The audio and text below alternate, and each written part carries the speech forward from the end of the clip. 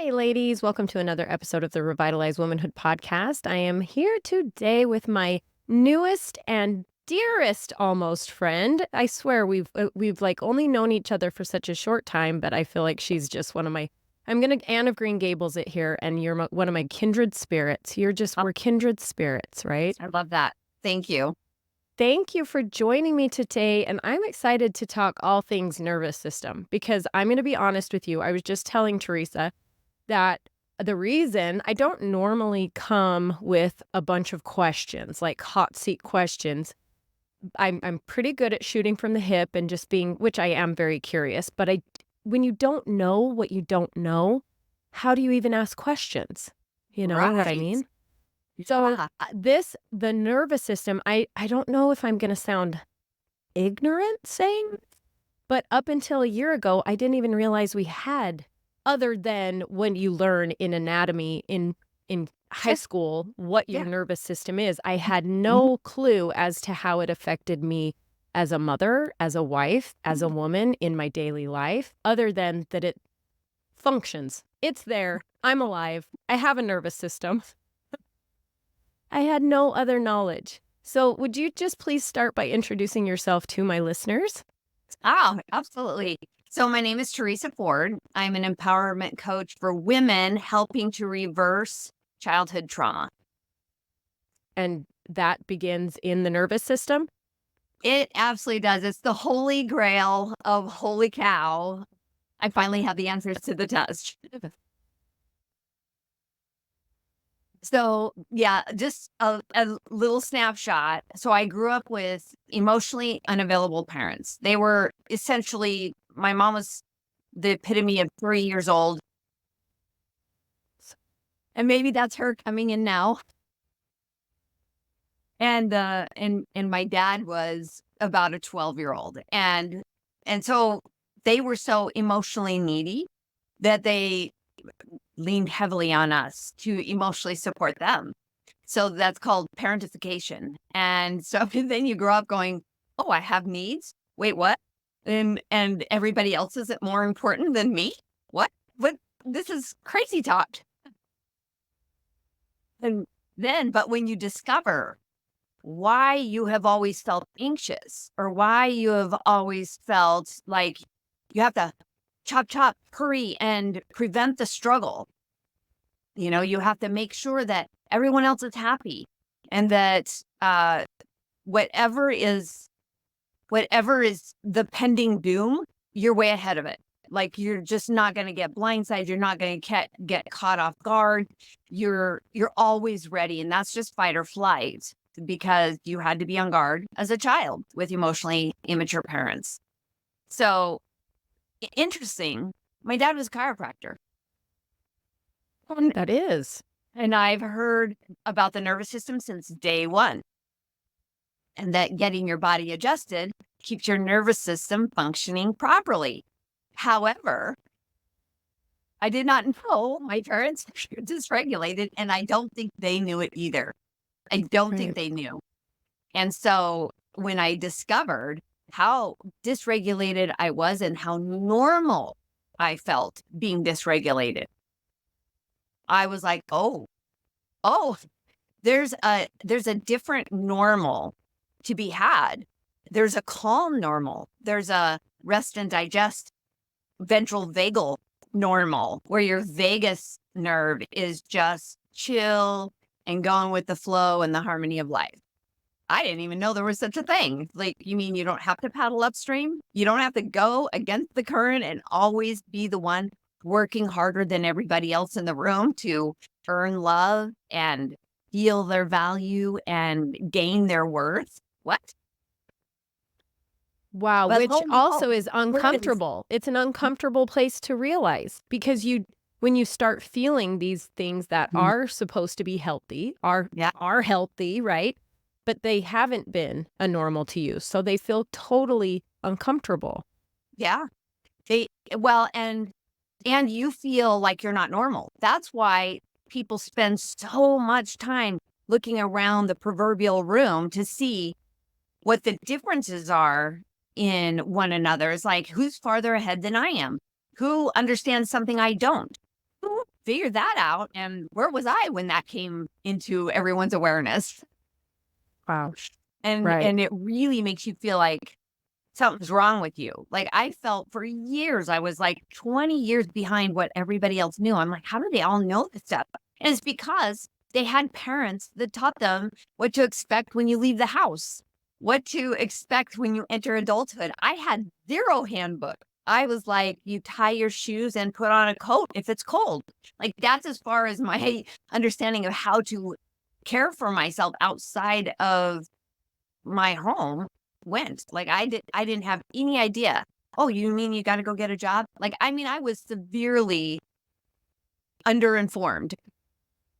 So how do you get from that point Mhm. to being an empowerment coach and this is your holy grail, this information and teaching this to women, this or people, I'm sorry, do you specifically coach women, you said, I do. right? Yeah. I Yes. have So men, how so I don't want to discount them, but right. I really focus on women because I feel like they're the ones that change the generational patterns for their children. And Yeah, that's key for me. I love that. So how do Yeah. you get from where you were knowing nothing to catching up and actually being ahead of the game? Mhm. Ooh, I don't know if I'm ahead of the game. I sometimes am one sense there it's Mondays, but that's about it.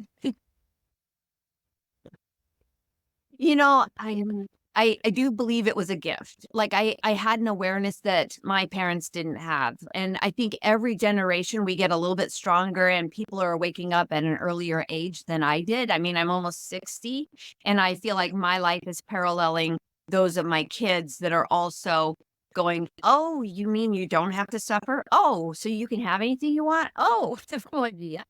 Who knew?" You know, that the person who mothered them is not the same person that I am now, you know, and I realized that it was the most important thing not to suffer, and I didn't know how to do that, you know? So there was a lot of mentors in my life, a lot of self-help books, a lot of introspective journaling and, you know, learning how to sit quiet and learning that it won't kill you if you do.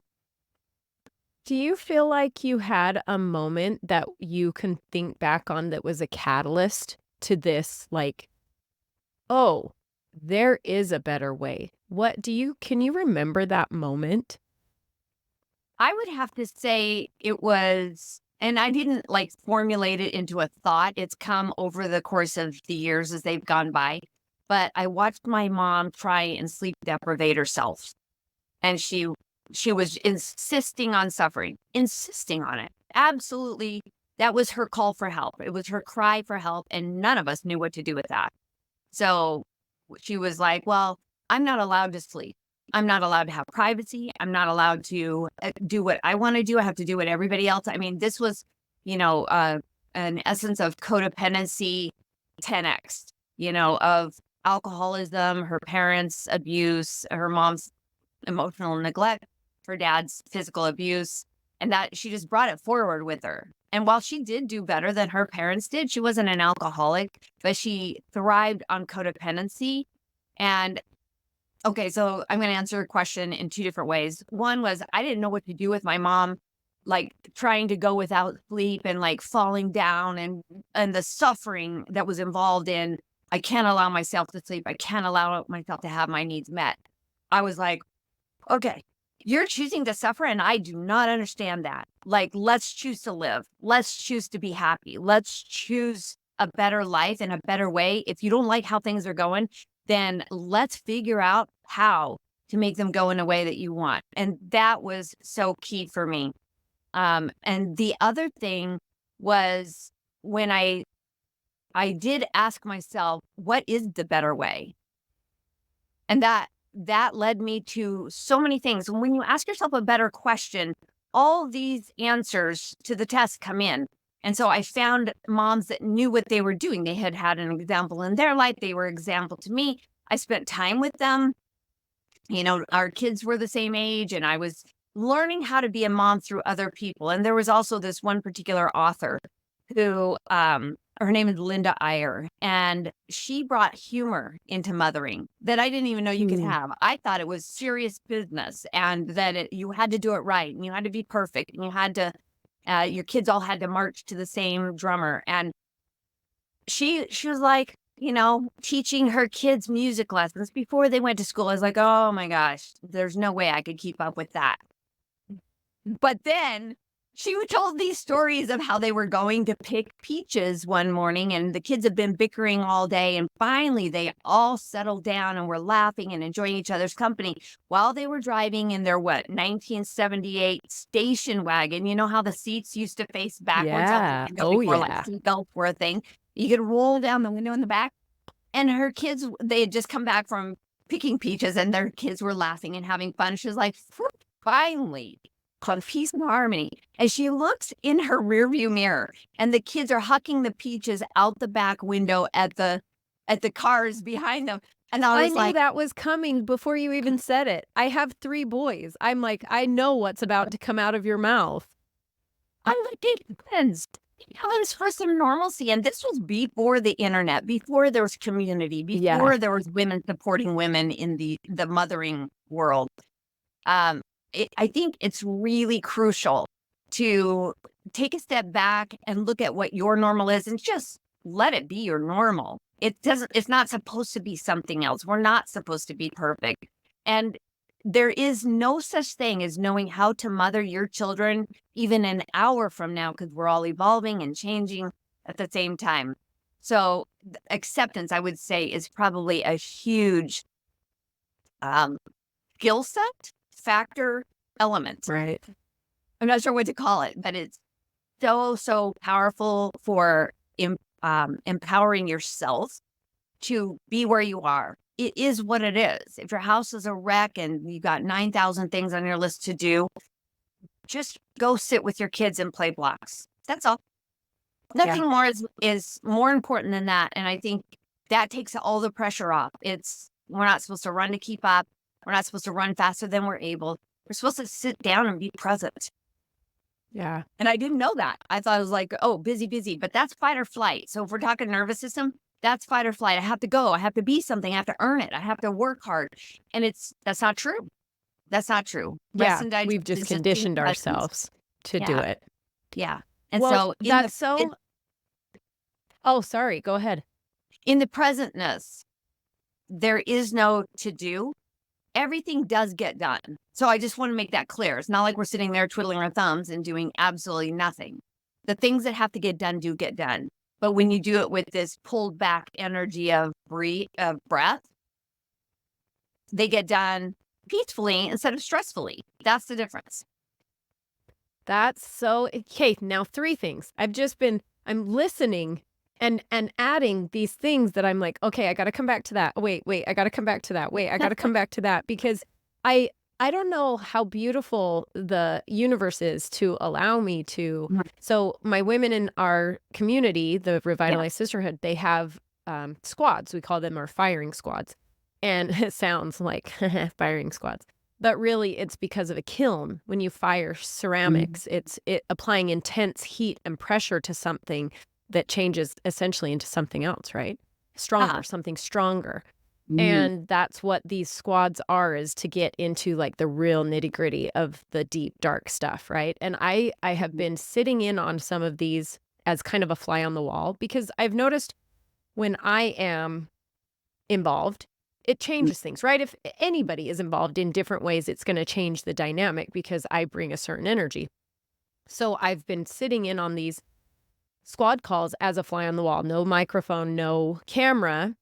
And I had the opportunity to listen to a beautiful squad call today. And I think it was truly incredible that it's the day that you and I are recording because I came away with it with a couple things. The one thing that I wanted to say was this is just such a beautiful point, and I don't want to stray too far, but one of my women, one of the leaders of the squads, said, I had asked a series of questions, and she was answering them for her squad, and the one said, self-love is. And so she had to fill in the blank. So this series of questions. And she said, self-love is giving myself the grace to learn. Mm, love it.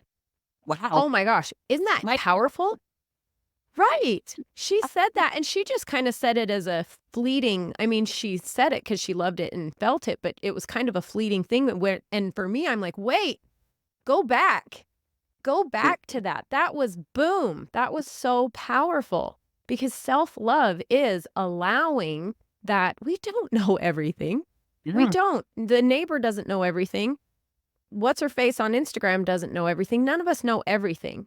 But as long as we give ourselves the grace in learning, that's how we expand. And Yeah. it was so beautiful.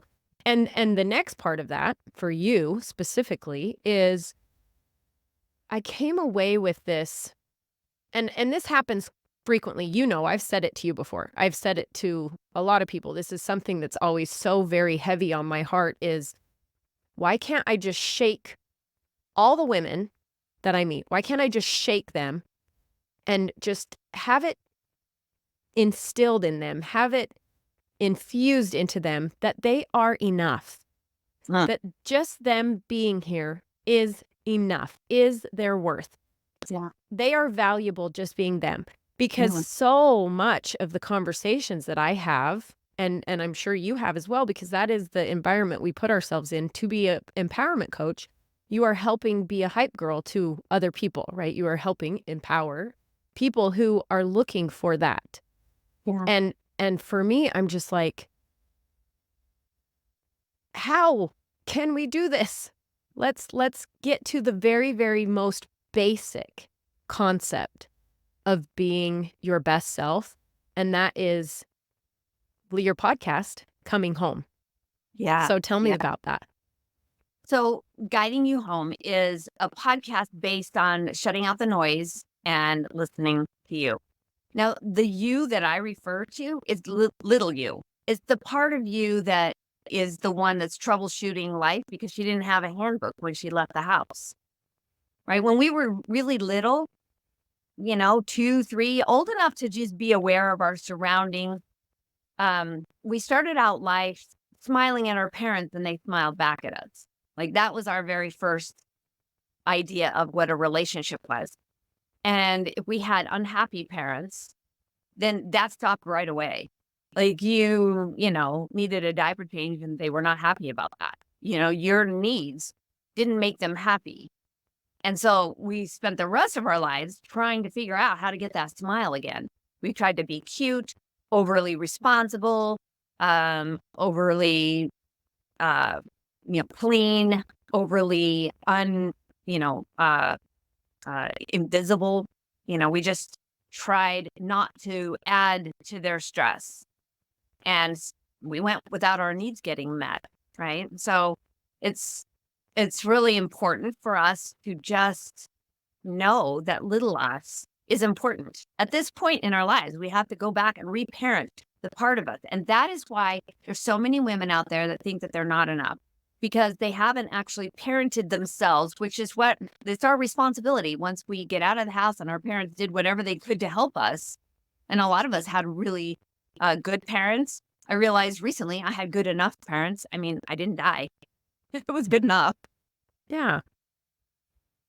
They But did the but if best there was with what they had, their tools. yeah.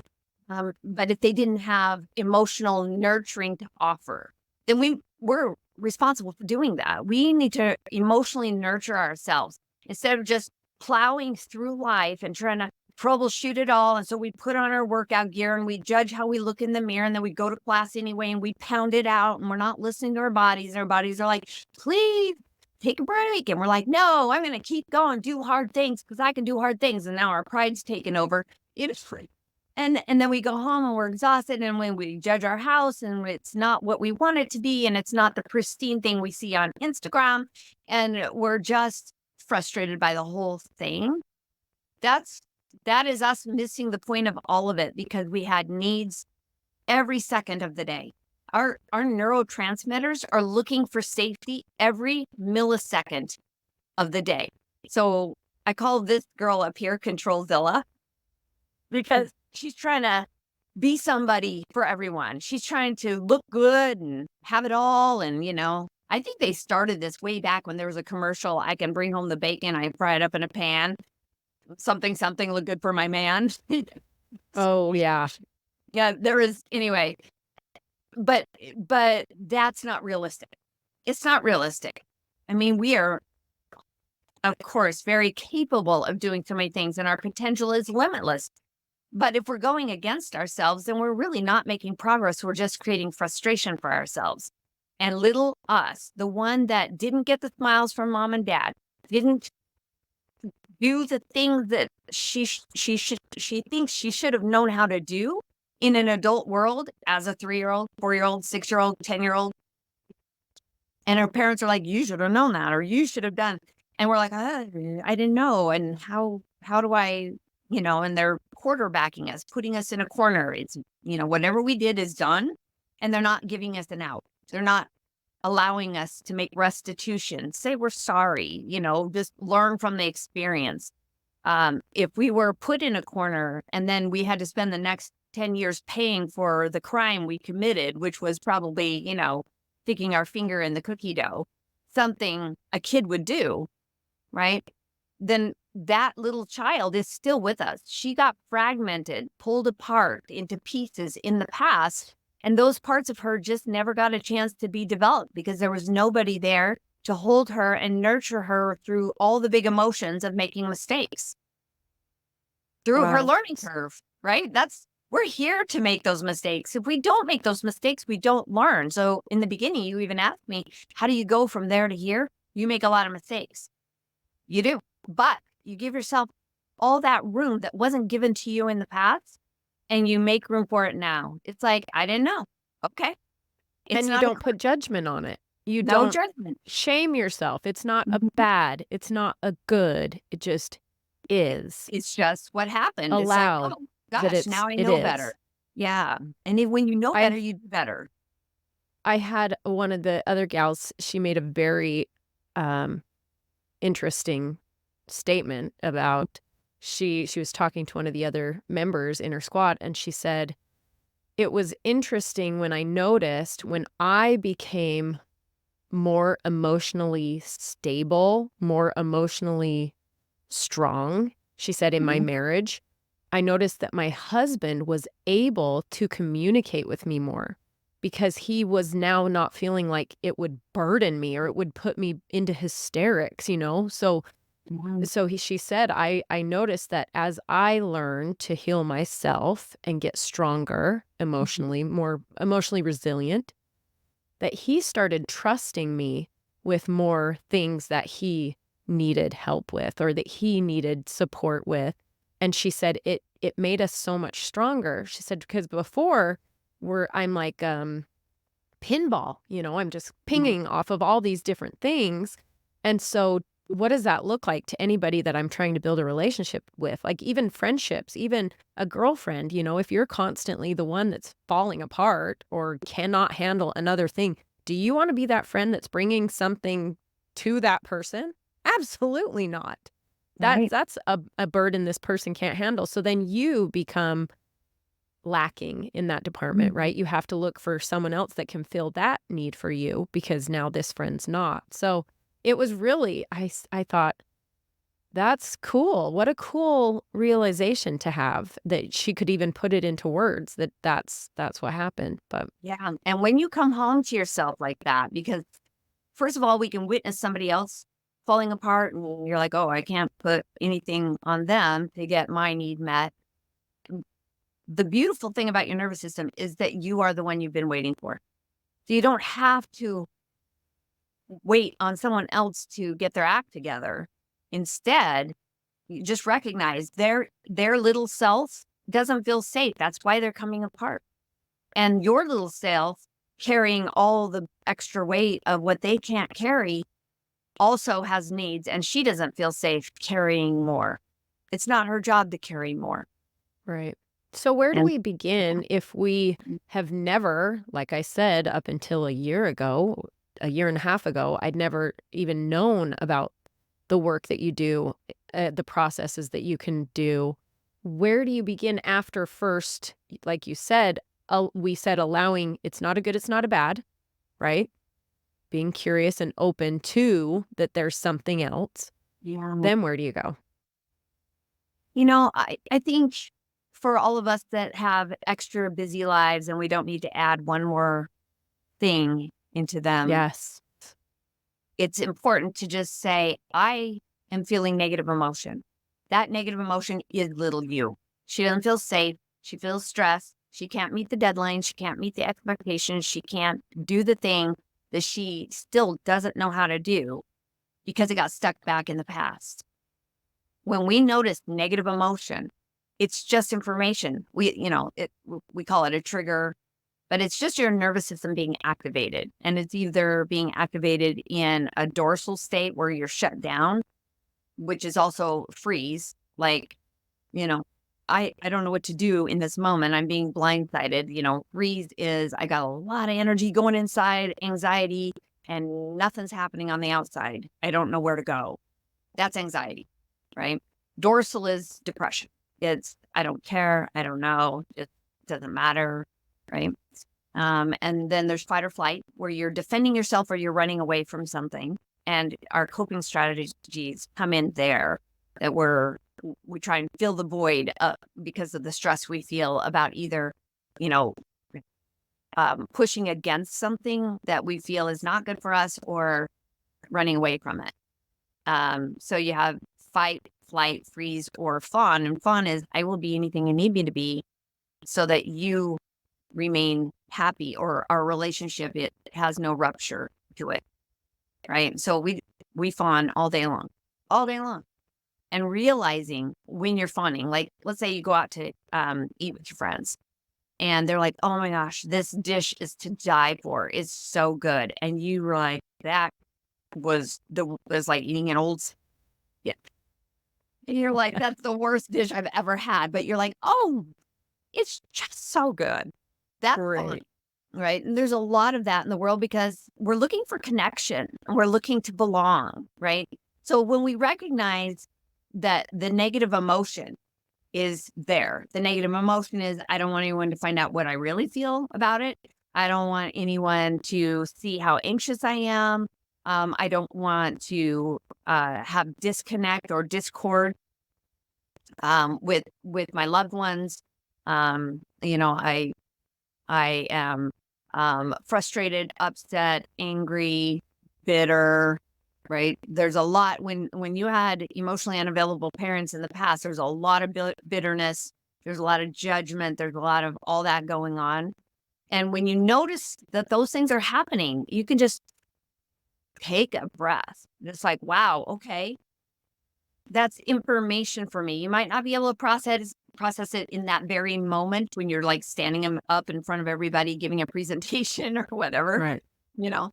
But to recognize I felt that negative emotion and that was just scared little me, not knowing, am I doing it right? I'm not confident in the thing. I don't know what to do. I don't know what they want me to say. How do I keep from uh, standing out, being too loud, experiencing, a rupture in a relationship? We're just trying to fight off the thing that scares us the most and asking her, what do you need?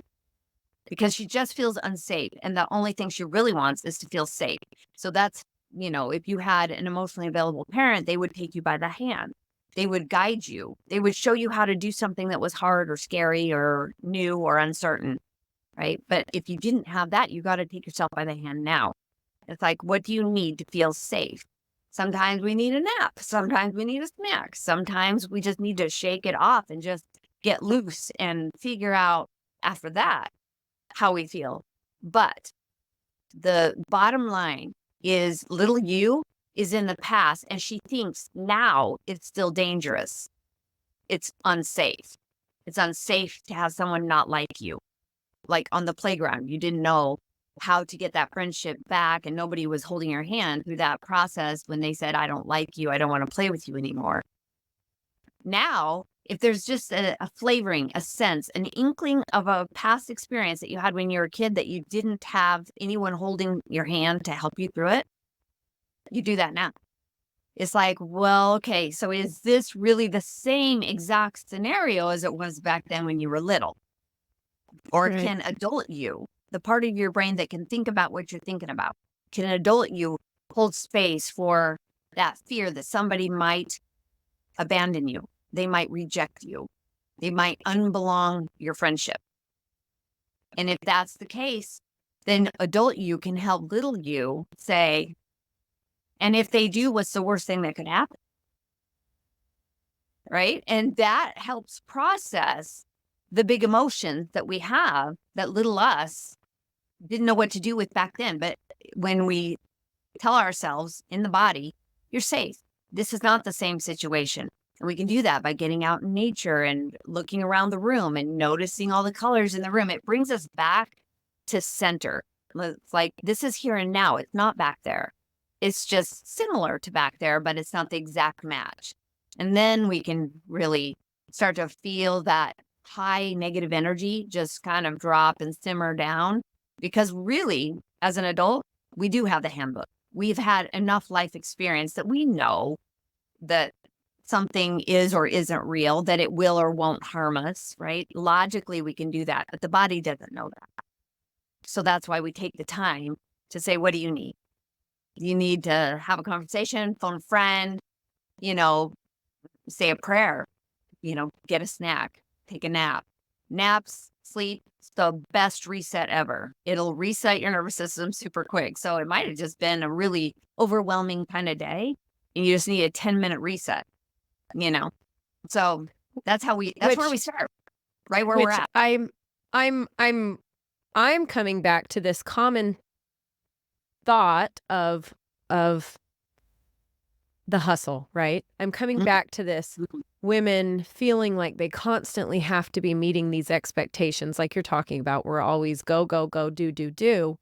But in that, I very much dislike that. I don't like busy. Busy to me sounds now that I've allowed myself to slow down and allowed myself to be able to listen to what today I need to not go lift weights. Today I need a walk.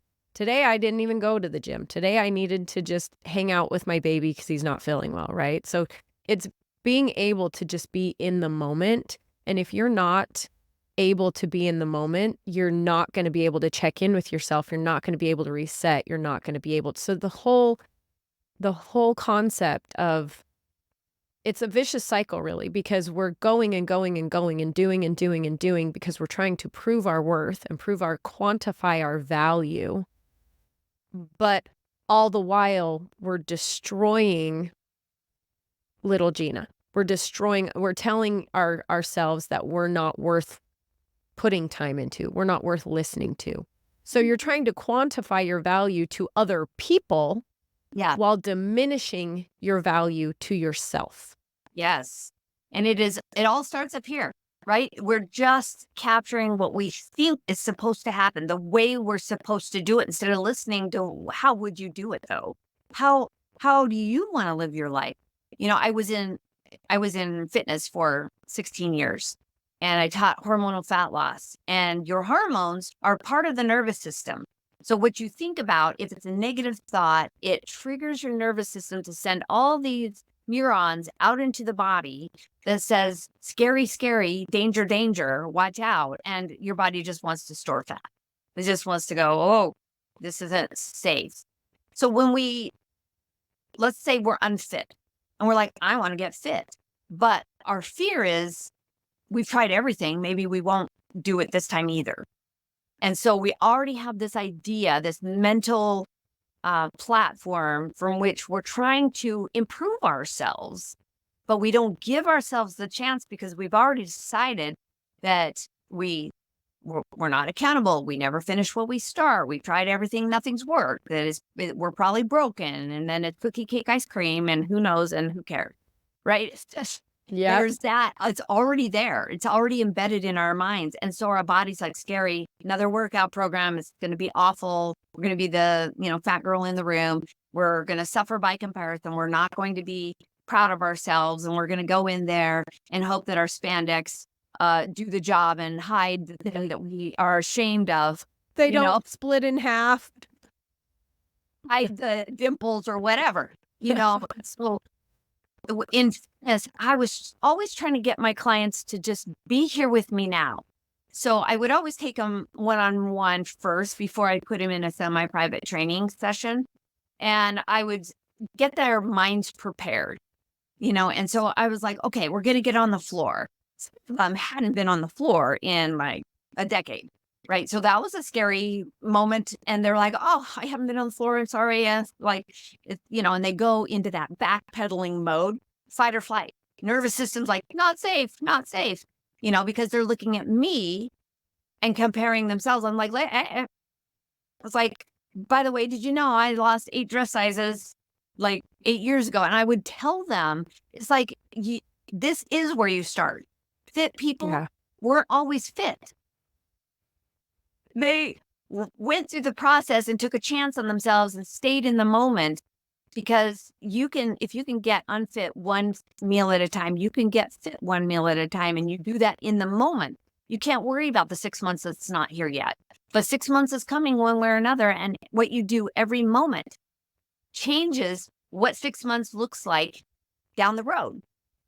So I would take them as they are and ask them to stay here with me. We're just here.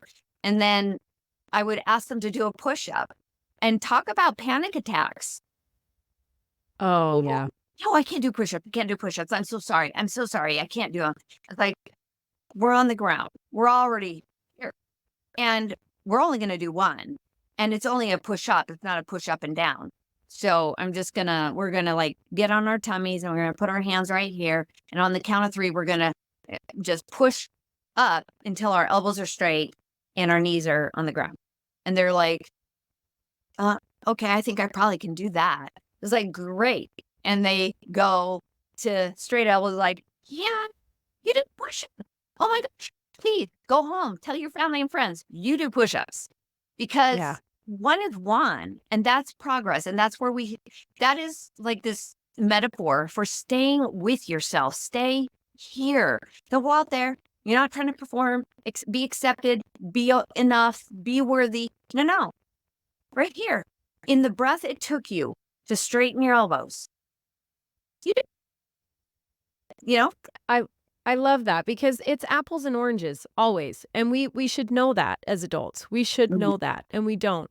But I love that you broke it down into, because you're rewiring their brain is what's Yeah. happening. You're rewiring this mindset and this thinking to be like the women on this call today. Sorry, it's just happened today, so we're coming back to it. But Love it. they said the final question for their call was, when was the last time you felt pride in yourself? When was the last time you felt proud? And the one gal, which I actually loved, and I felt this, like, because I've been there and I've done that thing. And she said, it sounds silly, which her leader was so good in saying, it's not silly. Don't backpedal. Don't do that. And she said, I mowed the lawn by myself. Like, and I mean, 4-foot long grass out in Tennessee. This is like legit farmland grass. And she, even if it wasn't, I was so excited for her. And she said, I had my husband just kind of show me, and I did it myself. And she says, that made me so proud, because now I felt like I could do it myself. And I said, yes, that's, well, I was thinking, I didn't say, I was thinking to myself, yes, I've been there with the exact same situation. My husband was out of town. I needed the lawn mowed, and I thought, well, I'm going to mow the lawn. I think I was huge pregnant when it was happening too. And I was like, this actually is really fun. This feels really good. This is great exercise. I really love this. I felt so empowered. I got my power back that I could take control of something. And it's why I talk about adventures a lot in here. If anybody follows me on Instagram, if they, whatever, you hear me talk about adventures a lot. And I don't mean that in ways of, we happen to be going to Dubai, or we're going to South Africa and we're going on an adventure, right? Yes, that's an adventure. I'm talking about the moments, may be big or small. They are all an adventure. Learning how to mow the lawn for yourself, that's an adventure. And guess what those things do for you? Just like pushing yourself, showing someone that, hey, this is what we're going to do right now. It's not scary. Look, we're on the floor. It's not scary. Now we're here. Now we're Mhm, going to push up from the floor. mhm, It's mhm. safe. It's not scary. We're going to do this together. That is an adventure. This is an adventure. And those things, 1% each day moving forward, are going to make you get back to that worth, that confidence that I am this, and that is all that matters, Mm, period. And then yeah. everything on top of it is bonus. Yeah, and when your nervous system is unsettled, dysregulated, sometimes it doesn't feel like an adventure. It just feels like everything is freaking scary and you're Chaos. unsupported, right? So once upon a time, like I said, I didn't have a handbook for how to operate in the world, and I was 20 years behind everybody else. And when the economy crashed in '08, I had 5 kids and a husband who couldn't get a job because his job was so specialized. There just wasn't any activity in the aviation world, Oh my where gosh. all planes were grounded, nobody was flying. And I had to go get a job. And at the time, we were like, okay, saying prayers that, money will fall from the sky, just didn't know where my husband could get a job. And I was a stay-at-home mom, homeschooling the kids, and I didn't want to leave. Like it was super rattling to my nervous system to think about not being the major influence in my children's lives. But somebody had to put on her big girl pants and go get a job. And so I got in the car with my fake resume and just drove out Feel the that. driveway, and I just threw up a prayer. I was like, "You just show me, because I am not filing papers in some back office," which is probably the only qualification I had, not having worked in 15 years.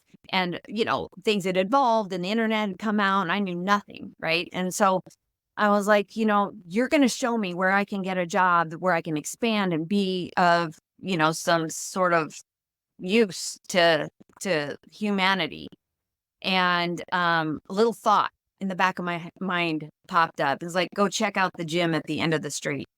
I was like, okay, now we're going to renegotiate, because I'm not filling papers in some back office, and I'm definitely not walking into a gym, because my life was just at home, church, and the grocery store. Like I didn't have friends, I didn't have a social life. We just weren't social people. And I was like, I'll be danged if I'm gonna walk into a gym and the up down You from needed everybody. revitalized sisterhood so badly. And you know what though? It was those are some defining moments when we do the Yeah. scariest things. Like my nervous system, my little heart was pounding a million miles an hour. I was like, I have to go get a job. I have to walk into the gym, because I pulled into the parking lot just out of curiosity, and there's a help wanted sign on the door. I didn't know what the job was. I had no idea, but we needed money so bad that I just sat there and cried for an hour. It's like, don't make me do it. Don't make me do it. And I picked up my resume, dried my tears, went in. I was like, all you have to do is look for the person that looks like they're in charge. So I didn't look at the muscle heads. I didn't want to be seen, and I had just lost 8 dress sizes the year before. But Wow. it's funny, when you lose weight, your brain doesn't catch up right away. Mhm. There's like body dysmorphia. You can't actually see what everybody else sees. You're looking in the Like mirror going, I phantom don't know what limb I'm looking at. syndrome. Yeah. And so I was still, overweight and, overworked and overtired and over all the over things when I walked into the gym. But they hired me on the spot. And it was actually to work in the daycare. I was like, now that's ironic that I'm not actually going to take care of my own kids. I'm going to take care of everybody else's kids.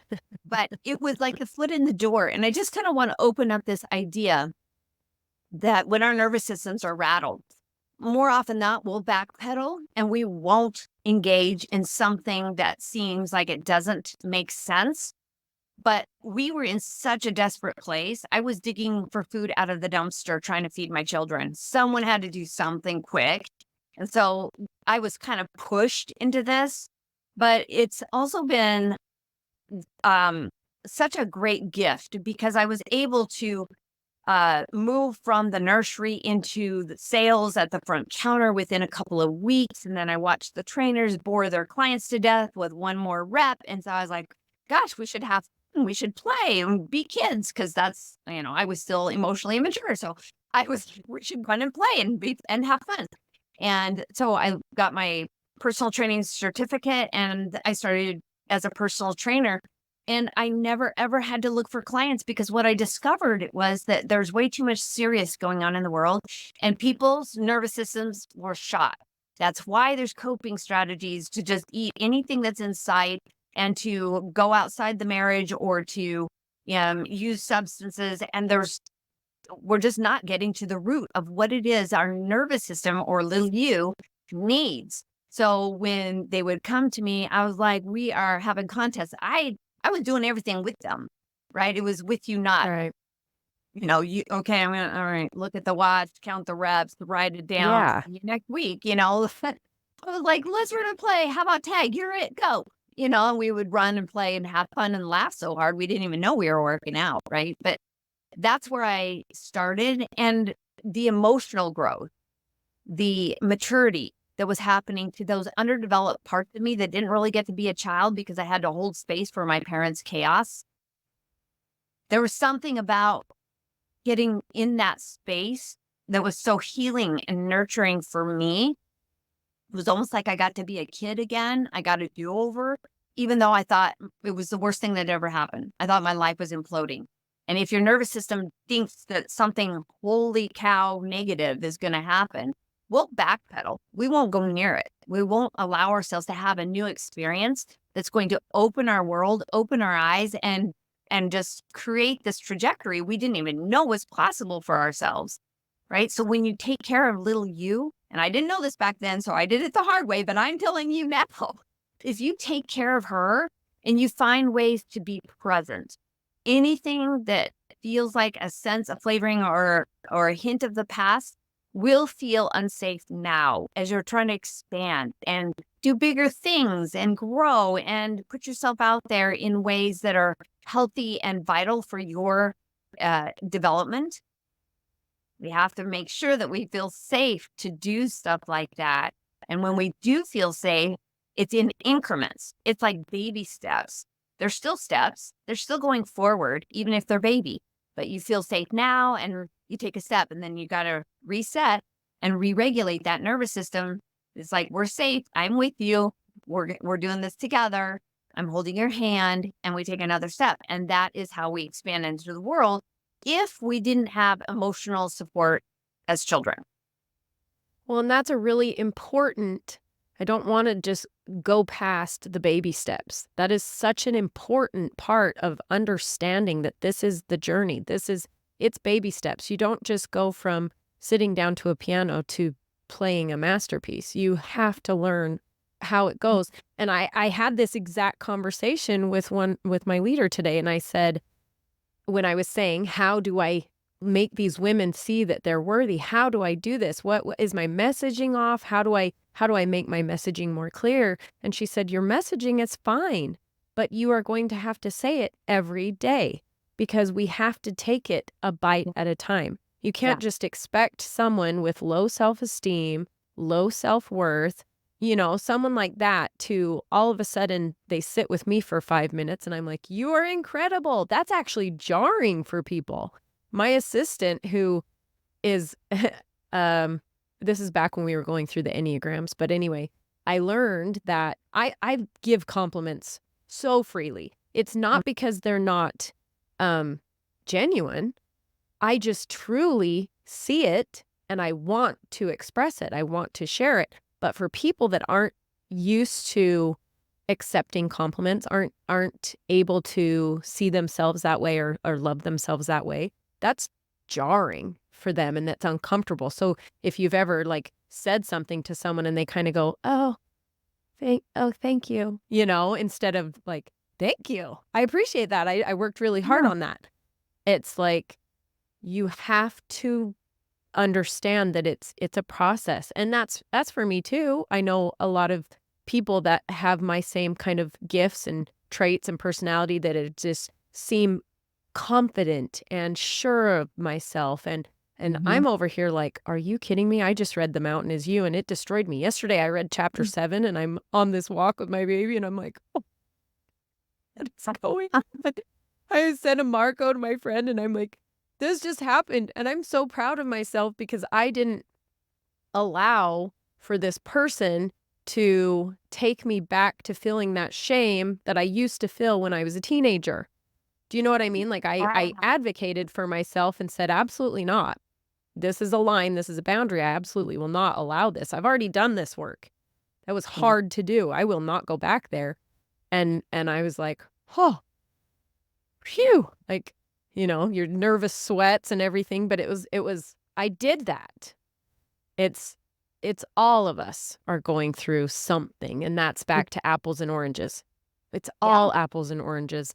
Yeah. This person's trial or challenges with this person's challenges with this person, whatever it is, we all have these battles and successes, and it's how we view success is absolutely different.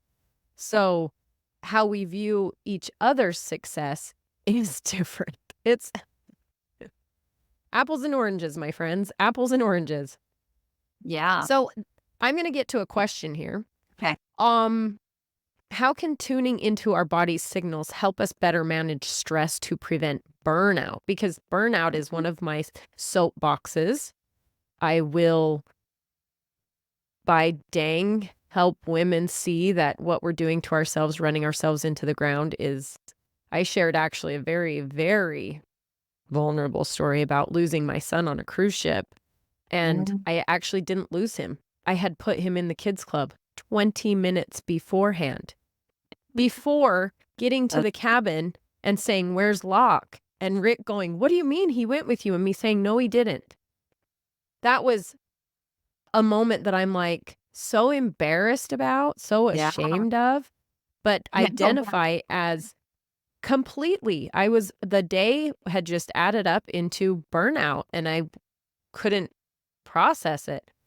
And so how can tuning into your body help these things not happen? Yeah. Help us not hit burnout? So when we were taught that we had to be the savior, which is I will hold space for your emotional pain so you don't have to. When we've been taught that we are the hero or that we're the reason someone else survives, then we do what's called diffused boundaries, meaning, oh my gosh, we need to rest today. And then you get a phone call, hey, can you come and help out and do the thing? And you're like, oh, yeah, I can do it because you're happy and do, do, do, you know, um, it's, it's you turning your back on you because people are like, well, isn't that selfish to not serve? Isn't it selfish not to be, you know, available and help a friend out? They help you, you owe them, all this back and forth. It's like, actually, no, that's called self abandonment. And so, you know, healthy boundaries are when you've decided you need some rest, that you're going to never do anything on a Wednesday other than the laundry or the things that are around your house. You're not going to say yes to outside activities, then you need to hold that. But it's a boundary for you because if you don't, you might be prone to just say yes and just go and do. And you're out there and then you get home and you're like, wait, I didn't do anything. And pretty soon burnout and overwhelm and anxiety and even depression all start to form. And we're like, what is wrong with me? Why is my life falling apart? How come and just feel so disorganized? How come I'm having all this chaos or this emotional drama with my friends or my relationships or at work? And the common denominator is usually you. You're part of all the things that you're not happy about. So who's doing that? Is it the little you or the adult you? Usually it's not the adult you. Usually it's the little you that actually doesn't know how to work out the details of adulthood and say, No, thank you. Not right now. Not today. Not this week. And we say the things that we need to say instead of saying yes to everybody. But I always put the caveat in there that everybody has a felt sense. Everybody has a gut knowing. Everybody has an internal level of discernment and intuition. And if it turns into an absolute yes, that's your gut saying yes to something that is absolutely for you. So don't discount the yeses when it's body felt, right? Felt sense in the body. But if you tell yourself, I'm going to take a day off, you got to hold that boundary with yourself. Take the day off. Everybody else's emergency is not your emergency. You're not there to save them or be the hero. There is no such thing. Everybody's accountable for their own stuff. And it's your job to take a step back if you're usually the one that gets in there and saves everybody. I have a tool in here in the Revitalized Sisterhood that we use that's called the self-love as a bonds category. Mhm. So as far as our four core categories, beliefs, bonds, body, biz. So bonds would be your relationships, right? Your people that you surround yourself with. And I've created this little thing where it's like, so a picture of you and a picture of you. So a mirror image picture of you. I mean, it's a drawing of a face, nothing. But so over here, imagine you've got anybody in a relationship, your husband, your kids, your friends, Teresa, right? And out of this are these lines of how you support this relationship. How do you support this? Well, we go get coffee, or we have Marcos, or we go for walks, or my kids, I make sure their clothes are clean. I do all these things, right? This is all these amazing things that you do to nurture these relationships in this bonds category. Now, when you have the one that's your relationship with you, where are the similarities for how you nurture this relationship to how you nurture the relationship with yourself? And Mhm. it's like, are you doing the same things over here with all these people for yourself? And I love that you said you got to do it. If you say, I'm going to give myself a day of rest, I'm going to just give myself the day, and you break that trust, that is the exact same thing as saying, hey, best friend, let's meet for coffee. Yeah. You would never, it would be pulling out your eyelashes to break that date, to break that appointment, right? You would Yeah. never miss that appointment. Mhm. I mean, with me and my friends, we know we can, but you wouldn't. It's something you prioritize because you would never want to let this person down. So why is it okay to let yourself down? And I always call that personal integrity because if you can't keep a promise to yourself, then you really aren't being as honest as you'd like to think you are with Yeah. everyone else. Yeah, I And say your values, if you come at me like all these women in here, we have to set our values because we create visions, right? And your vision has to align with what your values are. And if you come at me and tell me that your value first and foremost is family, your number one value, and then I say to myself, but I'm running myself ragged. I'm doing everything for everybody else. But then I say, well, wait. Who's in your family? You've got your husband, you've got your boys.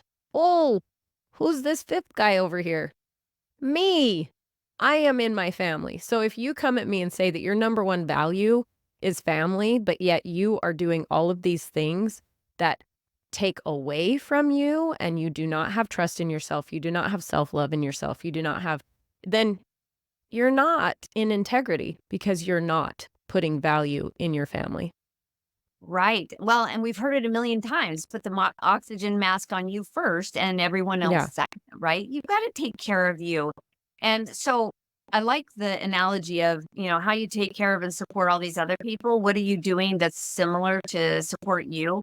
All of it, if in, nervous system speak, all of it is co-regulation. So when we were babies, we did not know how to regulate our nervous systems. So we would cry when we were hungry or cold or tired or needed nurturing. We would just cry. And hopefully most of our caregivers would pick us up and take care of the need, right? And that is co-regulation. Babies can't regulate their nervous system by themselves, so they want to be held all the time. And then we get annoyed as parents. We're like, oh man, I can't get anything done because I'm holding my baby 24/7.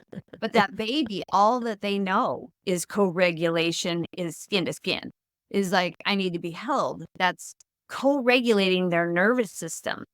And we co-regulate with our family all day long. It's like somebody needs help with their shoes and getting, their boo-boo kissed, and their, husband wants to, tell all about his day. And so you're a good listener, and all the things that come at you, you're co-regulating with them all day long. But the one thing we don't do is co-regulate here. When little us is like, man, I just need a break. I need a nap. I have too much to do. It's overwhelming. I start 5 projects and nothing's getting done. Like, that's little you that needs co-regulation. And if you have safe relationships, there's secure attachment, then you can get hugs, right? You can get that co-regulation with somebody else when you say, today was sure a hard day, and they can hold space for you. If you don't have that, though, you can do that for yourself, and you can do it by tapping right here. It's like, I hear you. I know you've felt unsupported all this time, but I'm here to support you. I know you didn't know what to do back then, but I'm here with you now, and we'll figure it out together. Right? And that co-regulation of just coming back to the present moment, which is actually never scary as being a child in an adult world and trying to figure it out. Right? Being here with Wow. yourself and trying to figure it out. We are very much aware that if, we somehow ended up in the hospital and we just were lying there, that things would still get done.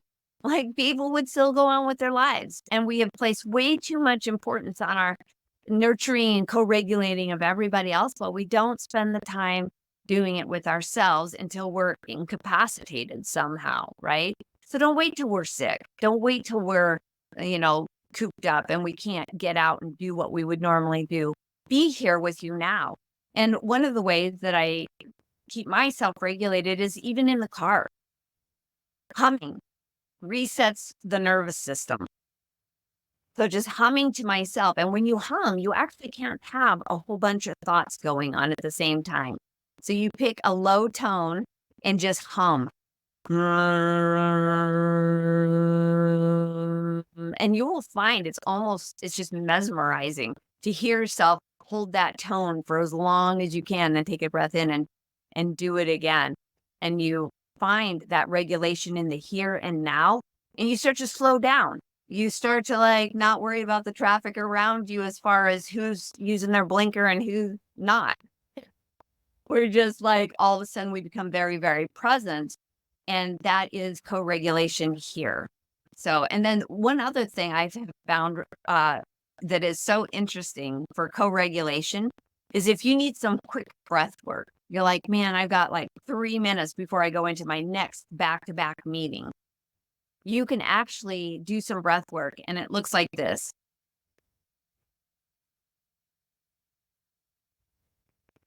What does that sound like? I'm getting ready to give birth. Yes. Or it even sounds like yeah.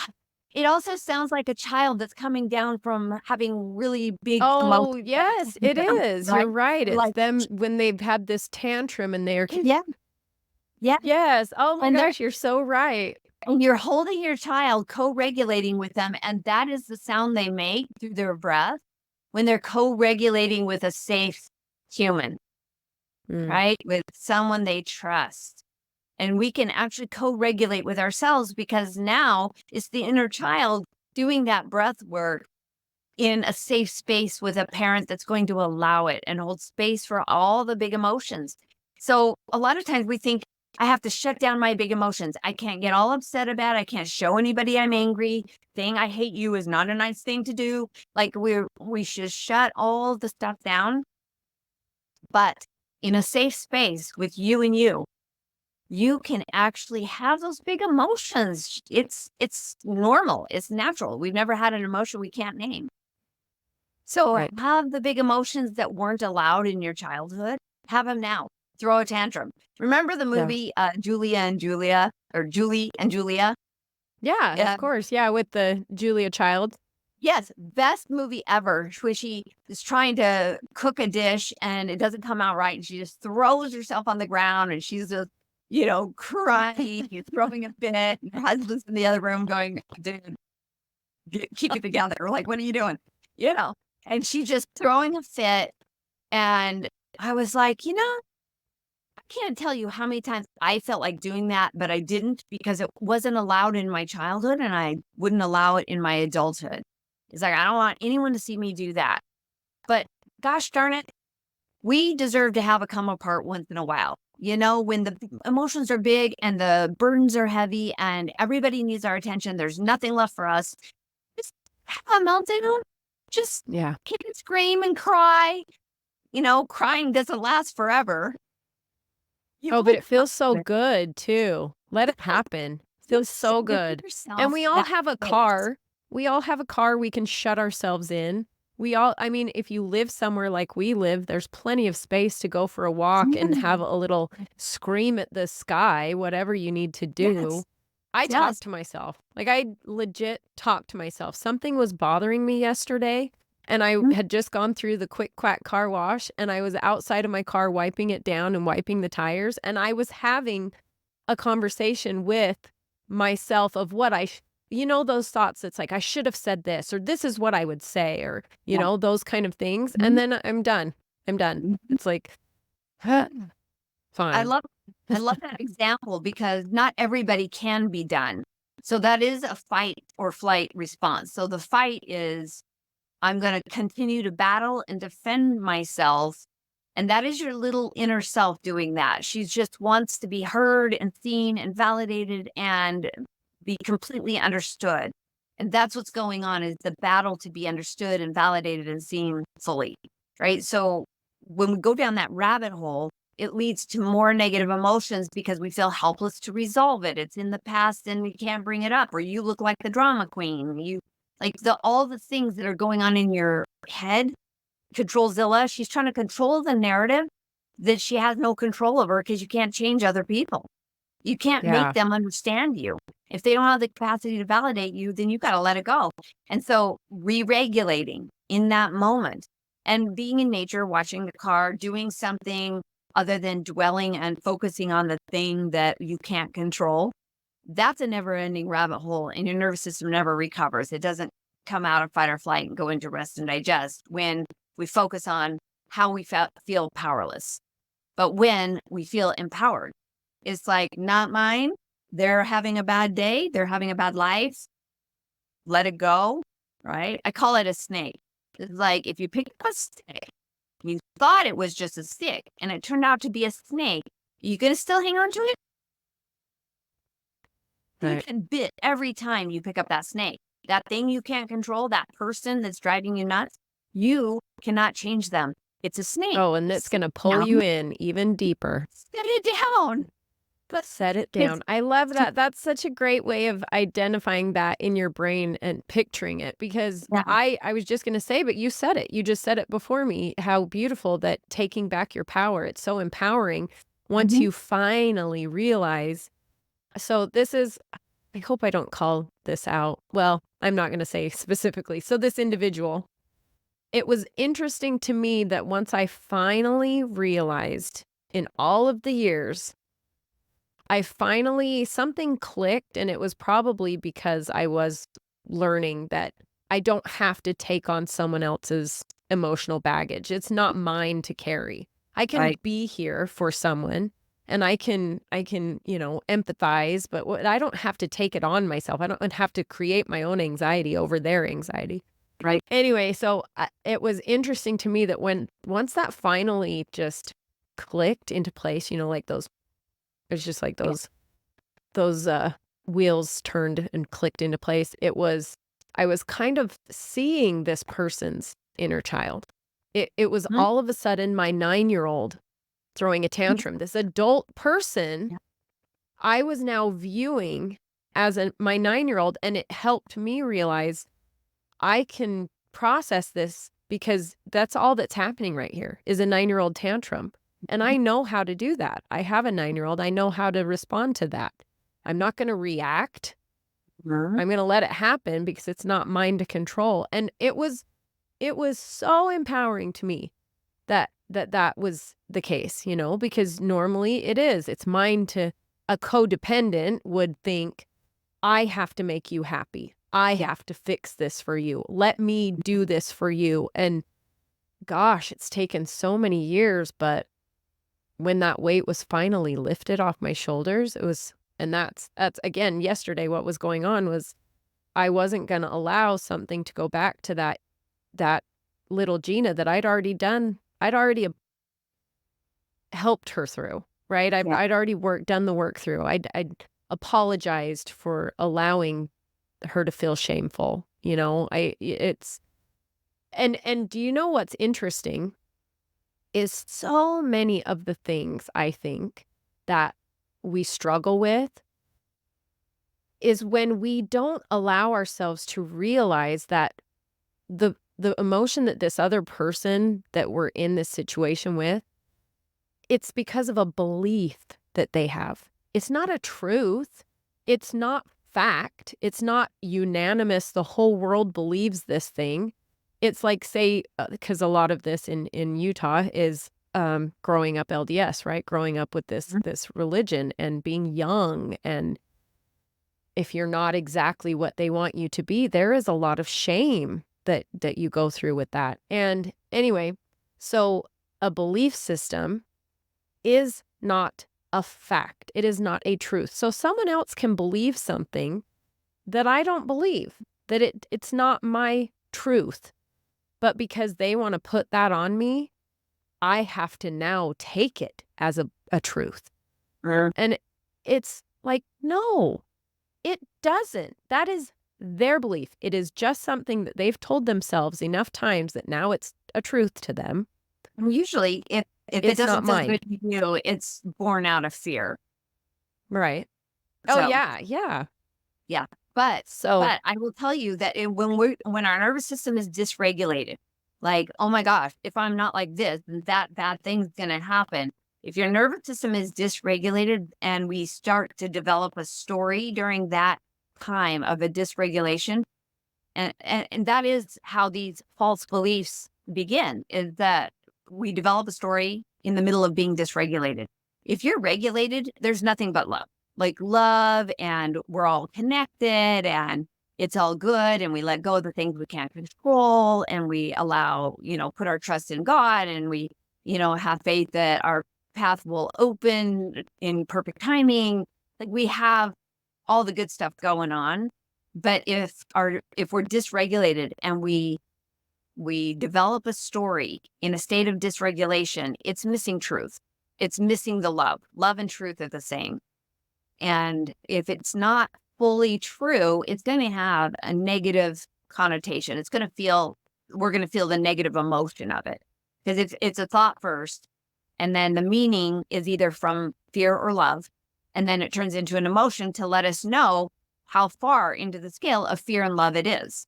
So love always feels good. Fear never feels good, right? And to the degree it doesn't feel good is the degree to which that belief is missing truth. So if that belief is born in a state of dysregulation, when we're afraid something bad will happen if my kids don't act a certain way in public, or if, I don't achieve a certain goal, or if I said I was going to do something and then it turned out I just wasn't able to do it. We develop that story. When we're dysregulated, it's missing truth. But if we put that story onto other people, this is where generational trauma happens, is because little children can't possibly process what an adult fear. What are they supposed to do with that? Right? They can't process that. So whether it's in a religion or in a school setting or whatever, our childhood, it could have been in a group of friends where, they all scattered to the wind and left you standing there, and you didn't get to go play with them. You didn't know where everybody went because they were all 3 years older than you. And you're just like, nobody likes me. You're dysregulated because you're just standing there. It was scary. It's like, oh, nobody likes me. And you developed that, and you took it all the way through your life with you. And you found all the experiences that matched that false belief that nobody likes you. It's like, yeah, everywhere I go, I get rejected. I get abandoned. I get, yeah, you've created your own truth to back up the lie. yes. But that story was born in a moment of dysregulation. And so we can Mm. actually rewrite those stories for ourselves and re-regulate our nervous system about them. Because if we can understand how old we were when we were feeling like that, if we feel like rejection or abandonment and we're like, oh, that's so heavy, I hate that feeling. You can ask yourself, how old are you? And that will be the time that that really was embedded in your memory back in the day. Mine was probably right around 6 years old, 5 years old, where I realized that people actually could leave you and not care about you, like you were not worth caring for. Right. I picked that up and then I was like, oh my gosh, the first person I married. Look at that. Abandonment, emotionally unsupported, and then you look at all the ways in your life where that story was true, even though it was never true. It wasn't true. I couldn't be rejected or abandoned if I had been nurtured to believe that I was so lovable, that I was so worth having, so worthy of care and belonging. If that had been my truth and I had been regulated in a moment of dysregulation, that story never would have stuck, Wow. right? But if we didn't have that co-regulation, it stuck. I have I think we need to record again. I absolutely hope that you will join me in recording again because I only asked you like 2 of these questions. I have like 10 questions here, Oh, and let's we do did it. pretty good. Yeah, we did pretty good to go along with some things like that was actually beautiful that we like I said, the universe conspired today to help me with what I'd gone through already today to have this be really an encouraging episode for me. But I have to stop us. I have to stop us. So I really hope you'll join me again for another episode because this is really, really interesting. And I think it is so, so, so important. Would you please let my listeners know where they can find you? Oh, absolutely. I'm on Instagram as teresaford.coaching. And I'm also, I think it's Teresa Ford Coaching on Facebook. And I'm also on Spotify under Guiding You Home. Guiding You Home podcast. Amazing. Mhm. Amazing. Thank you so much. And this isn't going to air in time, but I can't wait to see you on Friday at our retreat. I'm so looking forward to that. So I, excited. I love your platform, Revitalized Womanhood, because oh my goodness, we gotta like reset it, and reset it again because it's not Yep. easy being a woman. Yep. It's not. It's not. It sure is fun sometimes, but sometimes it's the pits. So You know, gotta take care of us. thank you so much. This was a beautiful episode. I really appreciate your time. Thank you, Gina. This has been great fun for me.